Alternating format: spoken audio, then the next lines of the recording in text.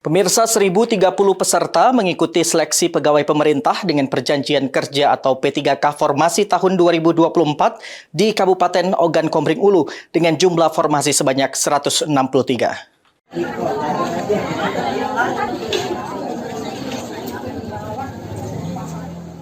Seleksi pegawai pemerintah dengan perjanjian kerja atau P3K formasi tahun 2024 tahap 2 sudah dimulai dengan jumlah peserta 1.030 orang. Kepala BKPSDM Mirdaili mengatakan pemerintah Kabupaten Oku membuka 163 formasi untuk P3K tahap 2, yaitu 16 untuk formasi kesehatan, 145 formasi pendidikan atau guru, dan juga 2 untuk formasi teknis. Peserta 1.030 orang.